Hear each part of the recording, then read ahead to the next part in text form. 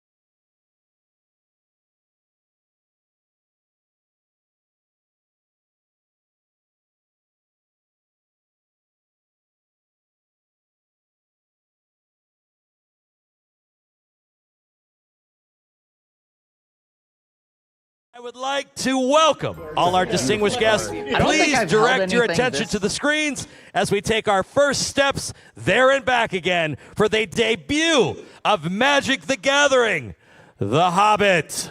I don't think I've held anything this preciously since, like, my kids were born. I was gonna say. Bilbo's always been one of the characters I relate to the most. I'm never in a rush to get out of my house. But if somebody shows up, if a wizard shows up, an adventure comes along, I generally have a great time. This was no exception. I was just blown away by what I saw.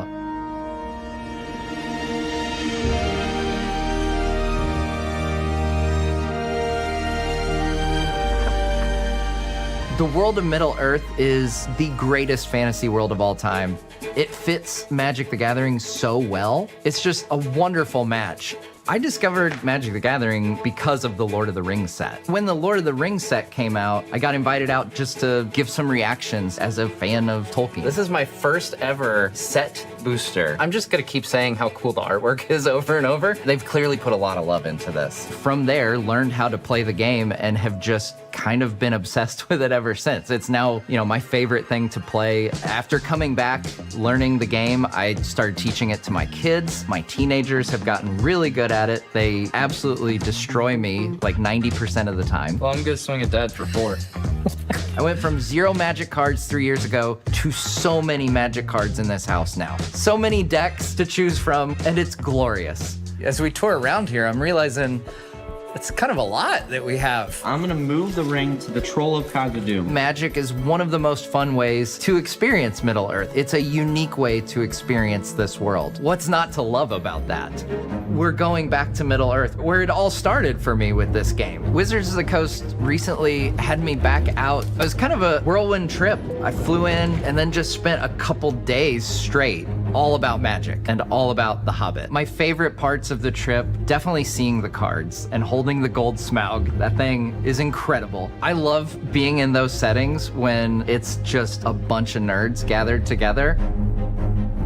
I'm typically pretty introverted, except when I get in settings like that. And the flavor text, that's a direct quote from Gandalf. Dawn take you all and be stoned to you. That's a good Gandalf. We're talking about Tolkien, so it's the topic that I was made to talk about, apparently.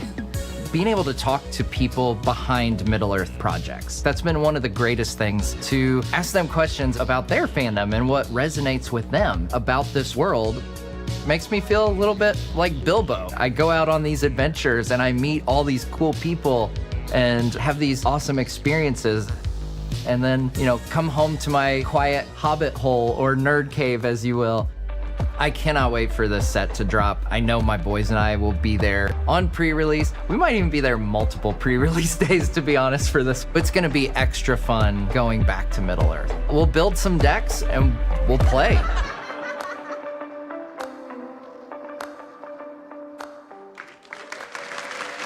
Please welcome to the stage your host, Jack Saunders.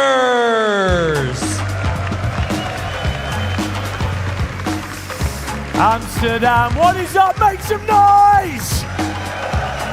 Yes, we're back. Oh, preview panel got me croaky.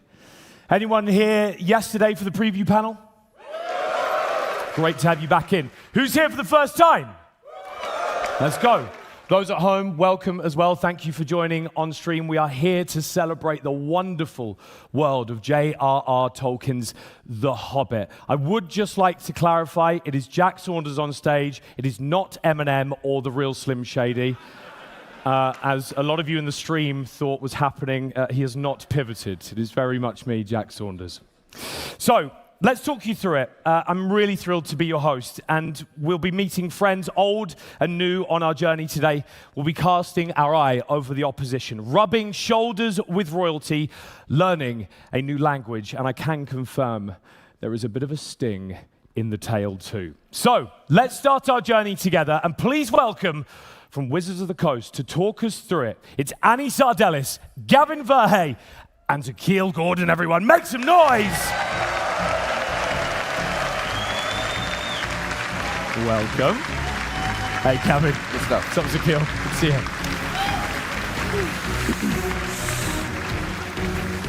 Oh, we have got ourselves a proper adventuring crew. Gavin, you remember the marshmallows, right?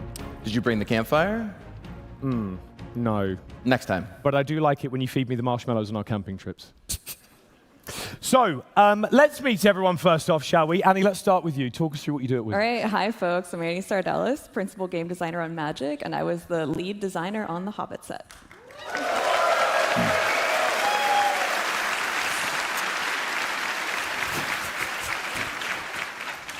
I'm Gavin Verhey, principal game designer on Magic: The Gathering. I oversee a lot of our commander-focused design, and what would The Hobbit be without a wide cast of fun, legendary characters?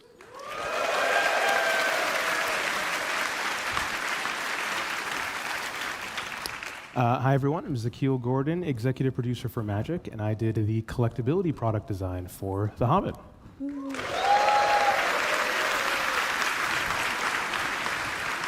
So, we have our adventuring crew, minus the marshmallows, Gavin. We're here in Amsterdam, and we're about to preview some exciting new cards from The Hobbit. So let's get this party started in a slightly unexpected way. We're starting with the Unexpected Party Scene Collection. Zakeel, let's come to you. How long have scene cards existed in Magic, and what makes them so great, first off? Yeah, so the scene treatment actually debuted with our original Lord of the Rings set, and is one of our most popular treatments. It is a assortment of collectible treatments that allow multiple cards to combine together to create a larger image. Fans love to display them on their walls and in binders, so our goal is to really tell an illustrative larger image through multiple cards pieced together. So let's start. We've got 6 cards to make our scene, forming a feast for the eyes, or perhaps a banquet, if you will. Annie, talk us through the first card, please. Sure. Okay, so first up we have Bag End Banquet. Of course, the story of The Hobbit starts off at Bag End, with Bilbo hosting quite a big feast. In this case, we knew how much you guys were looking forward to having food in the set, and made sure the scene boxes could deliver on all the things you would expect to have to add to your commander decks. I love the slow murmuring from everybody as they slowly read the card. Yeah. You know? I mean, the food decks could use a burst of mana, right? And this card is so good at pumping up your mana in a food deck. And you put that right in your Lord of the Rings food commander deck. You're good to go.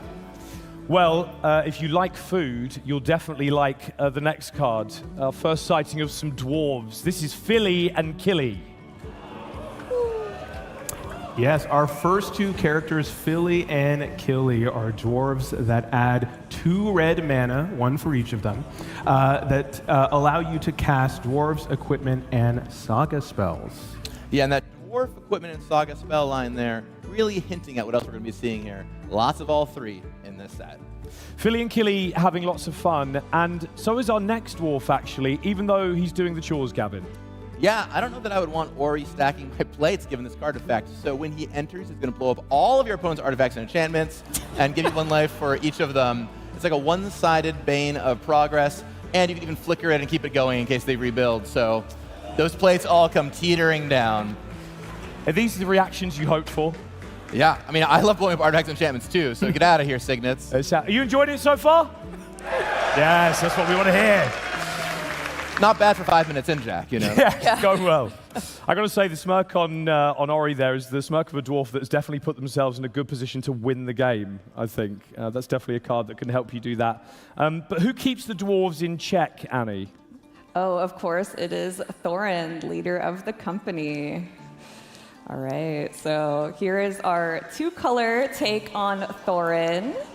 You might recall the mono red one in the main set, but this one, of course, was sort of targeting those dwarf strategies. I know you guys are playing in Commander. I know you got your Magda decks, so this way you can, use your dwarves and use any kind of artifact token you like in order to crush your opponents.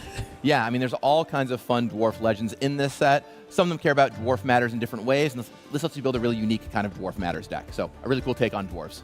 It's interesting. Every creature card we've seen so far has been legendary, and on top of that, I quite like how the cards kind of capture the quite candid moments that each of the characters are experiencing in the scene. And that's certainly how we find our next party guest, Gavin. Yeah, absolutely. I mean, we've seen Gandalf in a lot of different phases, but here he is sitting at a table chilling, you know? So what I love about this card is that you can play it in a few different ways. You play him out just on his own. It lets you cast a spell that costs 2 or less for free, which is pretty cool. I personally like casting null mana cost cards like Restore Balance and Wheel of Fate, but you do you. But you can also build a legendary Wizards Matter deck, which is cool. Fit in all the other Gandalfs if you want them, all the other legendary wizards in Magic, and cast some really titanic spells. So a very fun build around here. Right. This, of course, is one of many Gandalfs that exist, but the first we're seeing here for The Hobbit.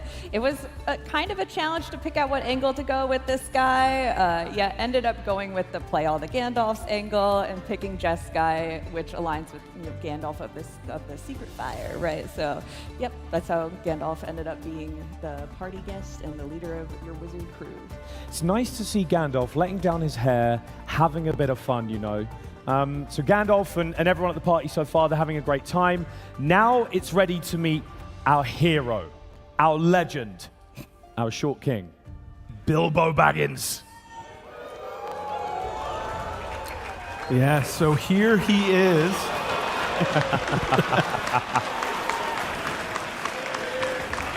It sounds like I don't need to say much, but I think we just learned that treasure is stronger than food, you know? yes, quite a awesome character. This is going to do quite a lot of work in food decks. And Bilbo, again, so important to The Hobbit. We absolutely wanted to make sure his card was special. So that completes our 6-card scene. We can zoom out here and take a look. This is the Unexpected Party scene box that is legal in Commander and available with the launch of The Hobbit.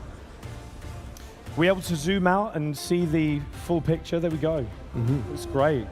I love how Bilbo. Yeah, come on, let's hear it.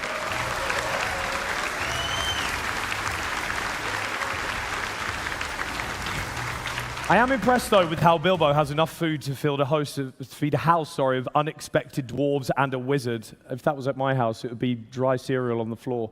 Although thinking about it, that's probably the kind of quintessential diet of any Magic player, isn't it? Called out. So we keep ourselves going with the hyperfixation.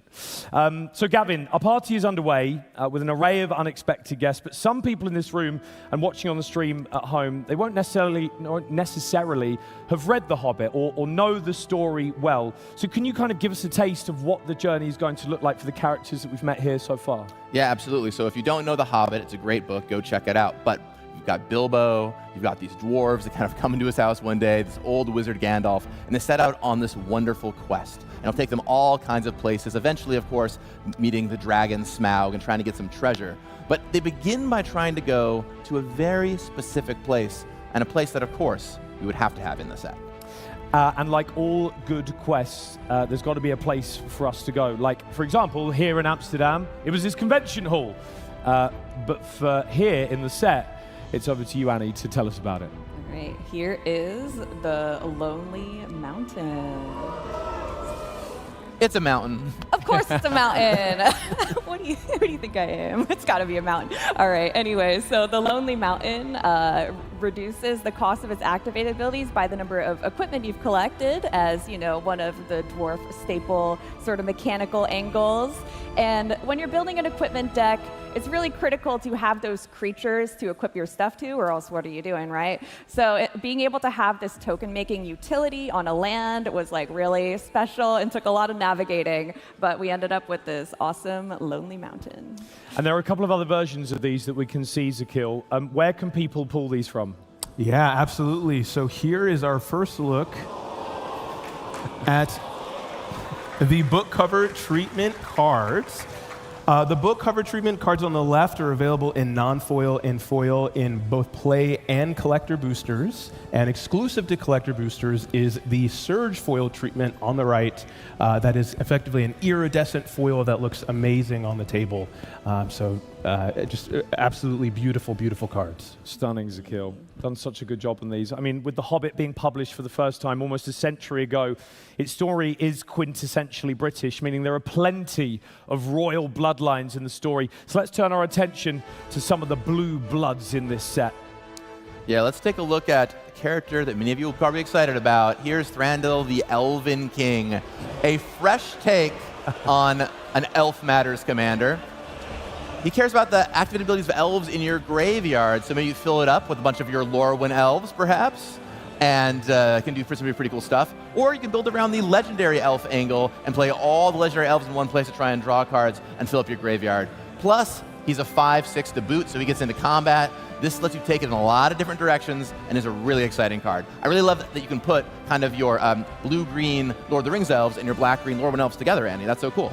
Oh, right, yeah. So I'm a personal big fan of Lorwyn. So seeing that we had black-green elves there and we wanted to hook in the blue-green elves, it just made a lot of sense to create a Sultai 3-color legend here. You like Thranduil, Amsterdam? Into that one? Drawing, discarding, the graveyard. It feels like a card built for me, to be honest with you. So as the story continues, we meet a pair of royals this time, one of which with a new mechanic, Annie. Oh, all right, let's check her out. Here we have the Queen of Dale. All right, before you guys read, I'm gonna go real quick. All right, so the recruit mechanic is brand new with the sets. To recruit, you draw a card and discard a card, and if you discard a non-land card, you get a 1/1 token. You might see that this is a little similar to Connive, which debuted in SNC, right? Where you draw a card and discard, and then you get a +1/+1 counter. So this is very similar space, and I really wanted to create something that felt both blue and white as the new debut mechanic for the blue-white human faction, the people that dwell in Lake Town, right? So by drawing and discarding, it's kind of like you're doing a little bit of fishing. They are fishing people, and of course the human army needed to be represented, and we have, representations of each of the 5 armies as our 5 archetypes. So she's a pretty heavy hitter from the human archetype. And I think we have a couple other alt artworks to look at. Yeah. Here is our Dragon Horde frame, and similar to the book covers, this is available in non-foil and foil in play and collector boosters, as well as that beautiful Surge foil being exclusive to collector boosters. Dragon Horde frames looking impeccable. Loving your work, guys. We can now see her other half, Sakil, the king. Yes, here is Bard, King of Dale. And you know what's better than drawing 1 card per turn? 2 cards. Yeah, so every time you recruit, you get kind of double the value, right? You can draw 2 cards, discard 1. If you make a token, you make 2 tokens. But turns out Magic has a lot of other ways to draw cards and make tokens, so lots of fun to be had with this card. A 6-mana powerhouse.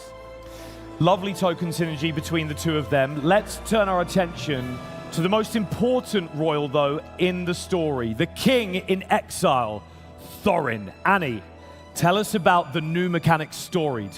Sure. Here's Thorin Oakenshield. He's sort of our uncommon representative for the red-white archetype, and of course features another new mechanic, Storied. This belongs to many of the dwarves in the set, and it asks you to collect 3 artifacts, legendaries, or sagas, and then it'll turn on an enduring story for the rest of the game and unlock their abilities. Basically, this batch, which you might recognize as the historic batch back in Dominaria, very easy to remember. But not only is it kind of easy to remember because of that, it's also 3 things the dwarves care about a lot, right? So we have artifacts and their equipment and treasure, legendaries because there's just so many named dwarves in this archetype, and sagas to represent the songs they sing along the way. Do we think Thorin and company, do you think they like sing Sabrina Carpenter whilst they're on their way? Well, they did give a house tour, so that makes sense. Oh, good, Gavin. Very, very good. Okay, let's turn our attention to the elves now, who are often portrayed as very serious, but actually this character is definitely enjoying life, Gavin.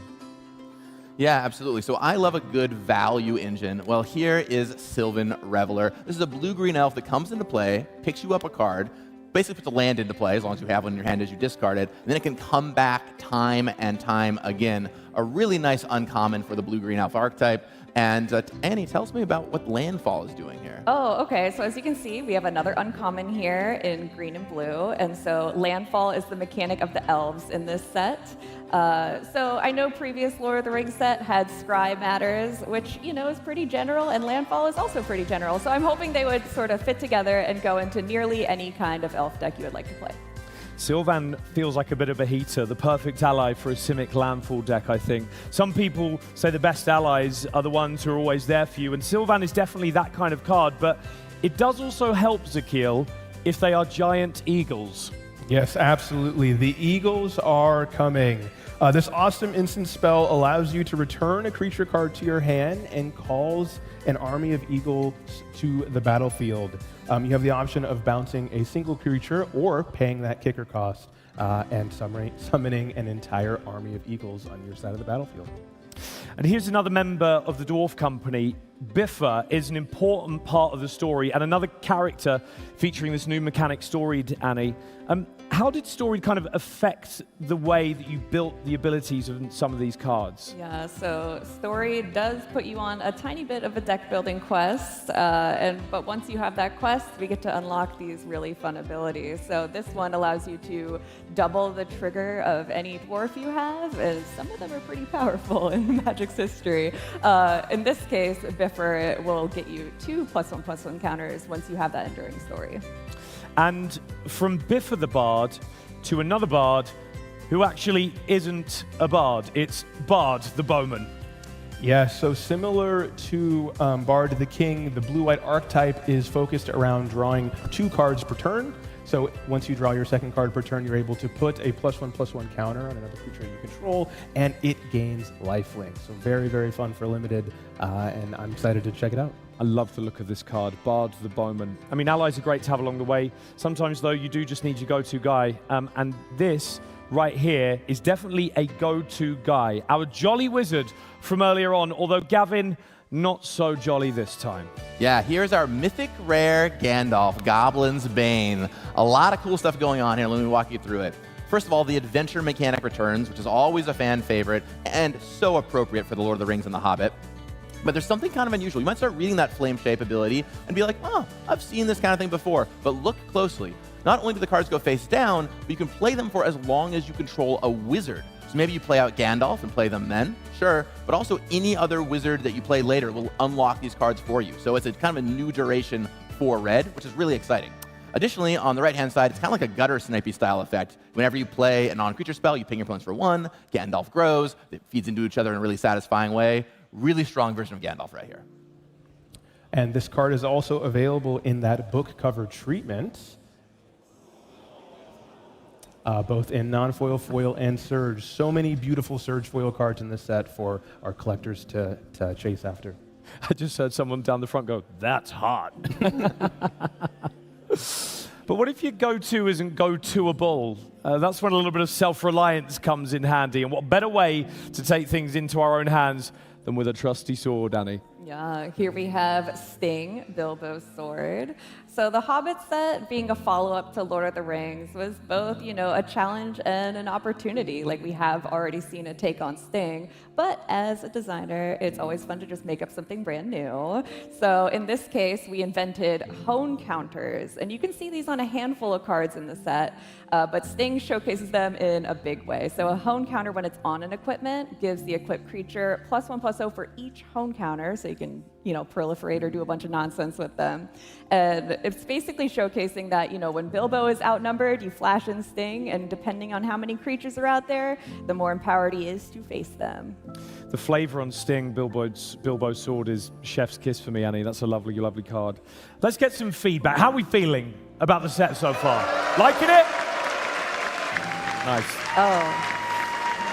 Yeah, we have our Dragon Horde frame take on Sting here as he faces off against the giant orc.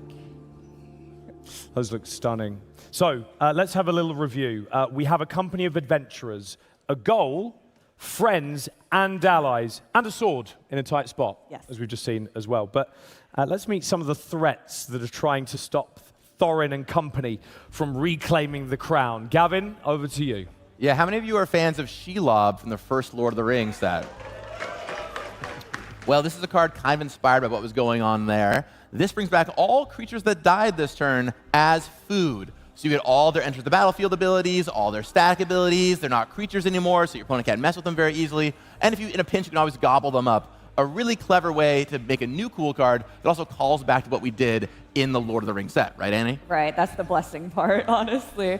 So the story of The Hobbit is not without its morbid moments, and I was really reaching to see, like, where are moments where they eat food outside the beginning and, like, in Lake Town ones?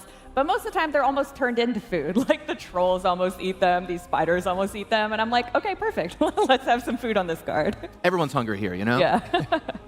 Next character has a lot going on and will definitely need feeding at some point. Annie, unpack Bolg of the North for All us, right, please. we got Bolg of the North. Yeah, this is our red-black representative showcasing the strategy this two-color pair is about, and it is about amassing goblins.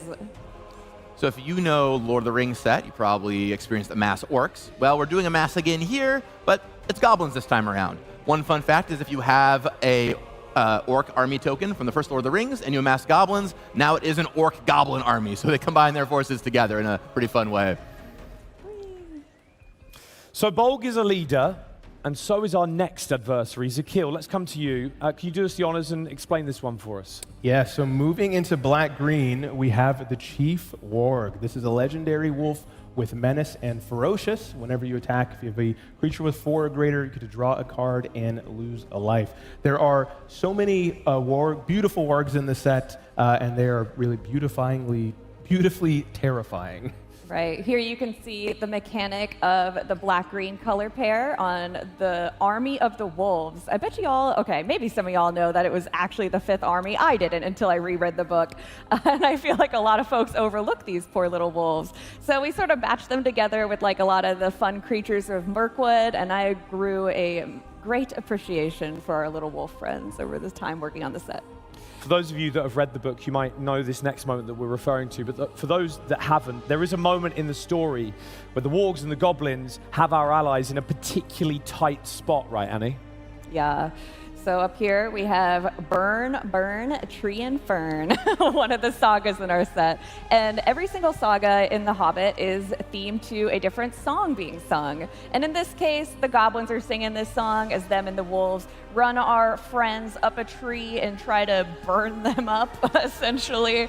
So we just tried to express both the song and what's going on in that moment through the mechanics of the card. And of course, Gavin, not all enemies are created equally. Some are just a little more complex than others. Yes, so of course, we have to have Gollum, right? Here Gollum is. So one of the things I love about Gollum is always about riddles and tricks. And this card kind of poses a little mini game to your opponent. You choose odd or even, and you hope that you guess right. And then if your opponent casts spells of that type into Gollum, you get bonuses for it. So it's a little mini game on both sides that I really enjoy, kind of reminiscent of Talion or something like that. A really cool card, and only 2 mana, it comes down cheap. And yeah, you guys reacted correct. That version is so sick. The book cover and the search foil both look amazing. I feel like you're trying to match the book cover, Gavin, with your outfit today. Me and Gollum get along. Don't ask too many questions.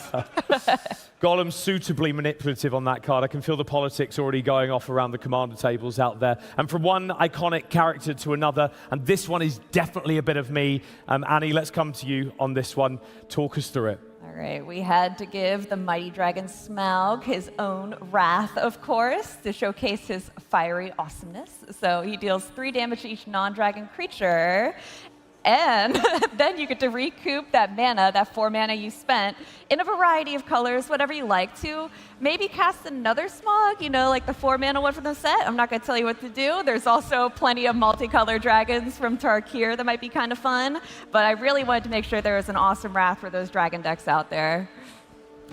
And then let's take a look at the other treatments here.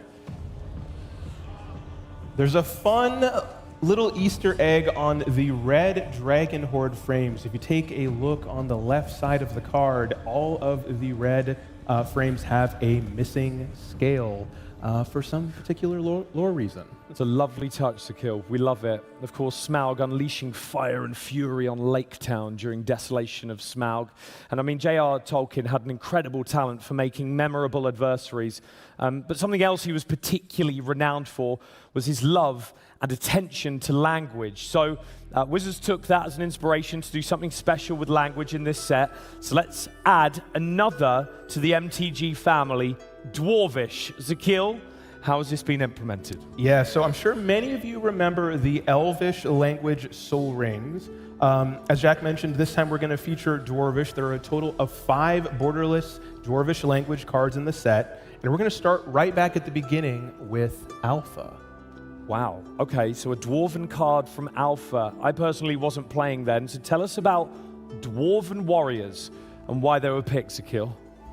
So this is Dwarven Warriors from Alpha. This card was selected not only to pay homage to our history as a card game, but also the influence of Tolkien's tales on the fantasy genre. They established a creative foundation to inspire so many writers and artists to come, and a game like Magic proudly exists as part of that lineage, so this card is a nod to that.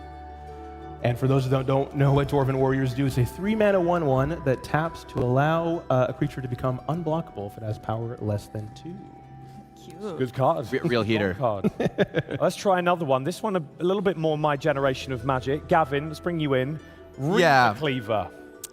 For 3 mana, Zakil, I'll cast this one. This is the Reaver Cleaver. This is equipment that showed up in Commander Proc a few years ago. When your creature hits your opponent that's equipped with this, you make that much treasure. So a really cool card to be able to get back here. And of course, in Lord of the Rings and The Hobbit, you want to collect a lot of treasure.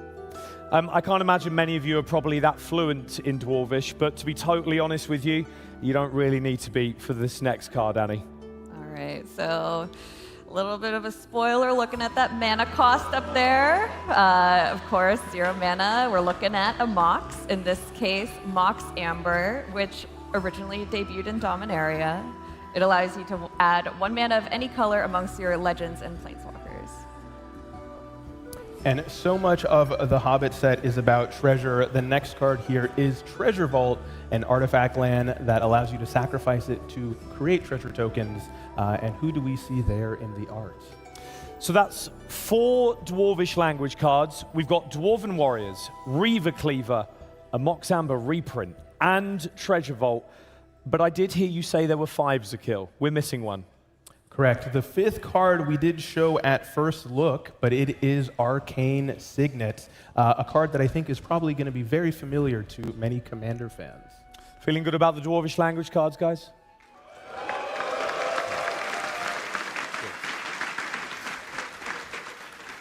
And along with the Dwarvish language reprints, The Hobbit is also going to bring back some cards from the very first Tolkien set. So can you kind of tell us how many there are going to be, Zakil, and perhaps what to expect as well? Yeah, absolutely. So there are 20 cards, there are 20 classic artist box toppers featuring reprints from Lord of the Rings and Lord of the Rings Commander. They are available in foil with each play booster and collector booster display, as well as non-foil and surge foil inside of collector boosters. Should we bring a couple of them in? Yeah, let's show them. Come on.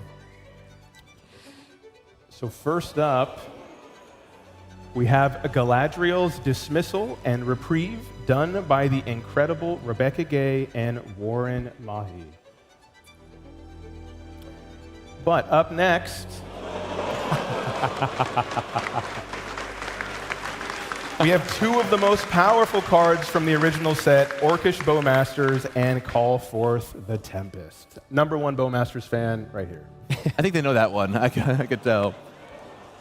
Wizard fans rejoice. Here is Flame of Aenor. Really good if you control a wizard. I like Gandalf, but whatever wizard you choose. And of course, we could not do Lord of the Rings without Sauron. So, it's The Hobbit. It's a little different time. We're not talking about Sauron as much, but we have him here as a box topper, reprinted from The Lord of the Rings. Right. I love how these box toppers allow us to do new takes and find concepts that existed in both Lord of the Rings and The Hobbit. So we get our Hobbit takes on Rivendell and the Shire here. Obviously, the Shire is where it all begins in both stories. And Rivendell by Mark Poole is one of my personal faves. So Amsterdam, and those of you watching at home, we are very nearly done. There are a few more key kind of points on our journey through The Hobbit that we need to touch upon.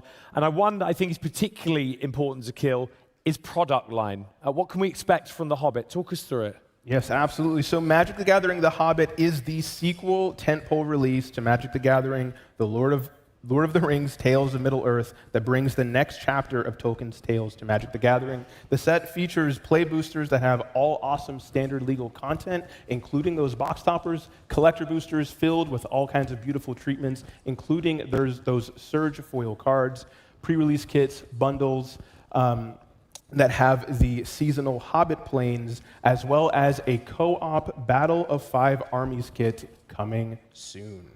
And I know for newer players, sometimes the product line can maybe feel a little overwhelming. I want to point out Draft Night, bottom left, because that's a really, really good one for new players to kind of get stuck into, right, Zakil? Absolutely. Draft Night contains everything you need to do a 4-player draft at home alongside your friends. Each limited archetype has 3 different ways you can play it. The Draft Night is a perfect way to experience this awesome draft environment in your own cozy Hobbit hole at home. And since its writing, The Hobbit has been a great introduction to the world of fantasy. And if you've never played Magic before, one of the best places to start is with these welcome decks. Everything you need is included to play. We built these decks to celebrate that legacy and a great way to teach new people Magic the Gathering. So, yeah, come on, give it up.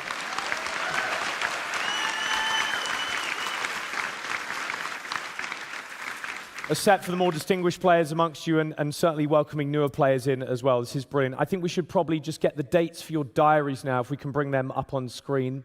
So the pre-release is going to begin August 7th, and then the launch is going to be August 14th. Those are the dates that you need for The Hobbit for your diary.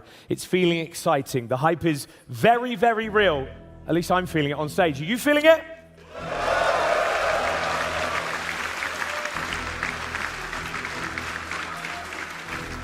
In all the hype, though, you may have spotted in the product line Treasures of Smaug Scene Collection as part of it. This is going to reflect one of the biggest moments in the story of The Hobbit. It takes place inside the Lonely Mountain that we saw a little bit earlier on. So let's break it down. Zakil, let's start with you. Yes, the first card we're going to look at is Long Lost Lances. This card gives your equipped creature +2 and +0, but during your turn, your entire team of creatures that have First Strike and Vigilance if this equipment is equipped. So more loot up next. Annie, can you break down Necklace of Girion for us? Yeah, so the Necklace of Girion has been created by the dwarves, but ended up back in Smaug's hoard, unfortunately. But the most notable thing about it is that it's covered in emeralds. It's super green. So I'm like, all right, let's make something that's like the greenest artifact ever made. So if you're playing green, this card is for you. Check under your chairs, everyone. There really is treasure everywhere. What's next, Gavin? Let's take a look into the Dragon's Hoard. This is a very cool card that gives you a red mana for each artifact your opponents control. We don't often do rituals anymore, and probably for good reason. Now, if you don't know what a ritual is, it's like it's a spell that adds a bunch of mana to your mana pool to do something big. And in Game of Commander, perhaps, 3 opponents to count, well, let's get a lot of mana. One of my favorite things about this card is it makes you play a little mini game with your opponents that have treasure tokens. Do they sacrifice them in response to make sure you don't get the mana? Or do they say, it'll probably be fine. Go ahead and take that red mana, and we'll see what I cast with it. A great representation of the Horde. That card is a little naughty, I think it's fair to say. A chamber's already starting to look incredible, isn't it? I feel like we're starting to get a good sense of the scale and the size. Zakil, what is the next part of our scene, though? What can we see? Our next card is Dragon Cursed Halls. This awesome land allows you to tap and buff your creature and be able to create a treasure token if you deal combat damage. And if we look in the art here, this may give us a clue to who else is in this scene. Yes, I need to give this one a proper intro. In all his miserable glory comes the dragon himself. Annie, take us through it. All right, here we have Smaug, the impenetrable. Of course, had to make an indestructible Smaug. Okay. I didn't want to, garner his ire at all, okay? It's Smaug, right? So anytime you try to interact with him too, he's just gonna pop out 1,000 treasure tokens, so watch out. I'm gonna cast Blasphemous Act with him on the battlefield, and we'll see what happens. Go for it. Go for it. Anyone in here got a dragon deck? All right, that one just might be for us. Final card though, and he seems to be drawing the gaze of our mighty dragon. It's the chicken wing munching hero from our first scene, Bilbo, everyone! He's back. Yes. Here is Bilbo's burglaring. You might have played Magic cards in the past, like Blatant Thievery or cards like that. This is very much cut from the same cloth. You get to take an artifact from each opponent. Normally, in a game of Commander, that might be, say, a signet from each opponent. That's pretty good. Ramps you for 3. But also maybe an artifact creature here, perhaps even a 1 ring there, and give you a nice little bonus. So for 6 mana, this card can slot into all kinds of decks, and is a pretty cool way to get 1 up on all of your opponents. And I think we can see the scene in its entirety as well. There you go. Let's have a round of applause for that.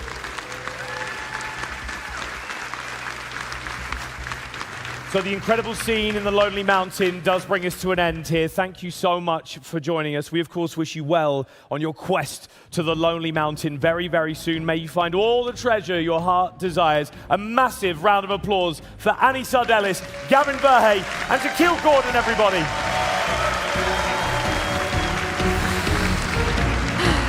I have been Jack Saunders. Thank you so much for hanging out with us. It's been an absolute pleasure. We'll see you very soon. Good night! Well done, guys.